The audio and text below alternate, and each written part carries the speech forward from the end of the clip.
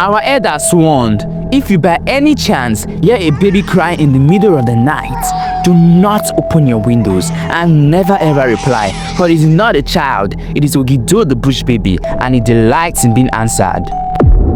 Lady Kwekwe, every student is one way or the other familiar with the story of the wandering ghost who wore blood red shoes that clicked on the floor after midnight after she was brutally raped and killed. Lady Kwekwe was initially a beautiful teacher who everybody admired, not until her fate. Until this day, her story is still told in trembling voices, her name never spoken aloud after midnight, or else she will come knocking at the door. But today is not about Lady Kwekwe, but another frightening, mysterious creature called the bush baby, who watched in the branches of the tall iroko trees. Its eyes glare like small red lanterns, its scary appearance, and its cry. Oh, that eerie baby-like cry could freeze the blood of even the bravest person. They called it Ogido the bush baby. Some whispered it was a companion of Lady Kwekwe, a mysterious creature that took pleasure in the tears of petrified students. Others claimed it was way older than Lady Kwekwe, a spirit of the wild who took pleasures in mischiefs.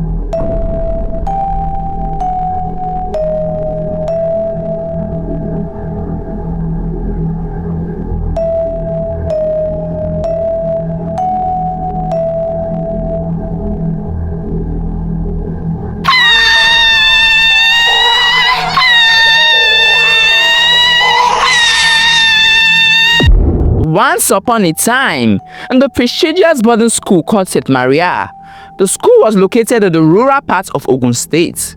St. Maria was known for her excellence in nurturing a child. It was a citadel for excellence and creative minds, a place where everywhere was calm. The students were brilliant. They had won different awards for the school.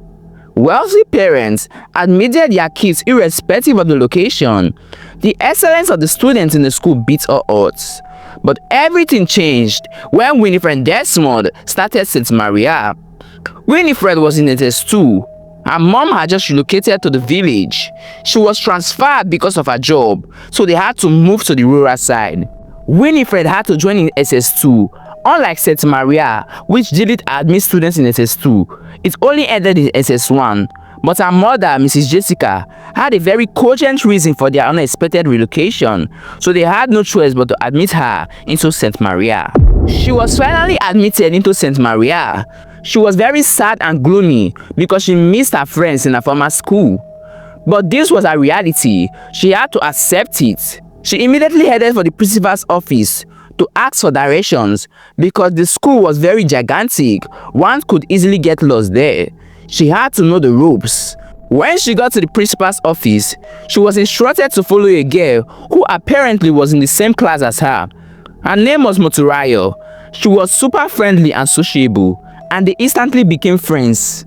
Moturayo showed her their hostel, her bunk, and other necessary things she needed to know, and other good people she needed to put in her corner. Moturayo was good people. They instantly laughed together. One could not really tell that Winifred came or resumed that day. After an hectic day for introductions and adjustments, it was finally night. She hastily got up to read because she was lagging behind. They were on her test week. She needed to buckle down in order to be promoted. Besides, she hasn't been at any prep hours. Barely had she started reading when she started hearing a sound. The sound was so airy that her body immediately became cold like ice, with her head which had suddenly become big. Are there babies in this school? Winifred thought to herself, because the cry just sounded like a baby's voice. Everything seemed whimsical. She quickly crawled to the window to see what it was. She looked painstakingly, but she didn't see anything. All she heard was a faint cry with no source. She was very sad. If it's a baby whom its mother just left, or is the baby stolen? Oh man. Oh. She quickly closed her notes and tried to sleep, but it seemed as though the goddess of sleep was not willing to give her dozy syndrome, because she literally rolled up to 13 times and couldn't sleep until dawn, which felt like eternity. The next morning, she woke up with a lot of unanswered questions. She asked Moturayo if she heard the petrifying cry the last night, but Moturayo disagreed. No. Why are you asking me these questions? This is barely your second day. I think it's a change of environment. Winifred tried convincing Motorayo, but she didn't believe. The day felt like it was moving in slow motion. Winifred was in her own world, filled with unanswered questions. Everybody started talking. They believed Winifred had gone nuts. Winifred was sure of what she heard, neither was she daydreaming. This nightmare happened for over a week. She no longer slept in the night. It felt like the cry was coming for her life. Why was nobody hearing it except her? She thought to herself. Every night, she would hear the cry. Fear and fright would be her fate. It got to a point she was not scared of the dark. She was slowly going crazy and nuts. She talked with Motorayo, and surprisingly, she understood. For the first time, she felt heard. I'm just glad you can understand me. I'm slowly going crazy. Winifred said as she cried bitterly. Oh my God, what if it's the girl that died was a result of this? Motorayo said. Who died? Winifred retorted anxiously. Motorayo disclosed everything that had happened before Winifred became a student in St. Maria. She explained how a student was pronounced dead one Wednesday morning, how she was found in the restricted areas, which was covered by bushes and trees. Nobody knew what or when she got there. The case was later closed and the principal warned painstakingly not to hear it from anybody's mouth. The case died suddenly. What if it's the mysterious creature that killed her? Motorayo cried. Please, I can believe everything, but seeing that a mysterious creature killed her, that I won't believe. Oh, come on.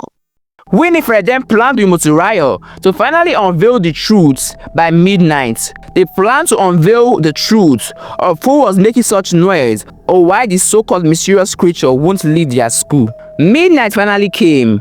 After they had all gone to sleep, Winifred stayed up, hoping she would find the source of the cry that night. She was very scared, but at the same time inquisitive. At exactly 12 o'clock, the mysterious baby-like cry started. This time, it was louder than before. Winifred quietly tiptoed down from her bunk as she woke Motorayo up from her sleep. Motorayo, can you hear that? Motorayo, who was sluggish to wake up, immediately she heard the cry. She became frightened. The sleep she was holding back cleared from her eyes within seconds. They quickly woke other bunk mates. They were all scared, with some murmuring and humming prayers. Winifred insisted to open the door to go get the baby, that the baby could be in danger. But two girls rebuked the decision. Do you all know what is that? They all shook their heads because they knew nothing about it. What if it's the bush baby? One time, my grandfather told me that there was a lady who was coming back from her boyfriend's house in the night. She was confronted by the bush baby. She was later found lifeless the following morning.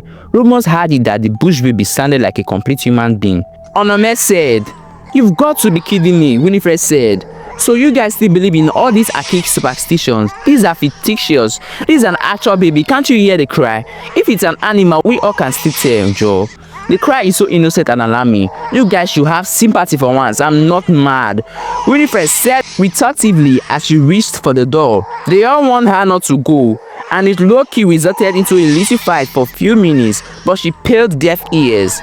She opened the door. She walked down the hallway. Her adrenaline was failing her. The fear was too much. Few minutes later, after Winifred had gone, they no longer heard the cry of the baby. All of a sudden, they all heard a scream. It was Winifred. It sounded like she was hurt. They all had no choice but to go and help out. They hurriedly came out with their heart pounding loud, slamming through their chest. They finally got to where Winifred was. What they saw was absolutely devastating. She was severely injured. She was lying flat on the ground with her body motionless. Oh my goodness! Motorayo yelled. The sight was gory. Immediately they yelled, the bush baby appeared. It felt unreal. They had all heard tales of the bush baby, but this was very scary. The students feared for their life as they ran for their life. The bush baby followed suit. It chased them effortlessly. They all wondered what they had done wrong. They got to a point after some time. Onome stopped. Everybody wondered why she stopped. Immediately the bush baby saw that Onome was no longer afraid. It suddenly stopped, and before their very own eyes, it suddenly disappeared into thin air. Winifred was quickly taken with an ambulance to the nearest hospital. Everybody's blood literally froze. They could not fathom all that was occurring. It was in the morning and everywhere was hectic. Everybody roaming around, trying to pack their things and belongings to leave the school. The school went for an immediate 2 months break to clear off everything that had happened. Winifred thanked God for saving her life. The bush baby was never read again. Though in somebody's schools, it is still said that the bush baby still roam around looking for whom to devour or lure into its mischiefs.